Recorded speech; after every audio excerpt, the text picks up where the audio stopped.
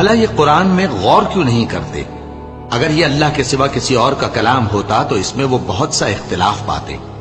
اور جب ان کے پاس امن یا خوف کی کوئی خبر پہنچتی ہے تو اسے مشہور کر دیتی ہیں، حالانکہ اگر اس کو پیغمبر اور اپنے ذمہ داروں کے پاس پہنچاتے تو تحقیق کرنے والے اس کی تحقیق کر لیتے، اور اگر تم پر اللہ کا فضل اور اس کی مہربانی نہ ہوتی تو چند آدمیوں کے سوا تم سب شیطان کے پیرو ہو جاتے۔ سو اے پیغمبر، اللہ کی راہ میں لڑو، تم اپنے سوا کسی کے ذمہ دار نہیں ہو، اور مومنوں کو بھی ترغیب دو، قریب ہے کہ اللہ کافروں کی لڑائی کو بند کر دے، اور اللہ شدید ترین جنگ کرنے والا ہے اور سزا دینے کے لحاظ سے بھی بہت سخت ہے۔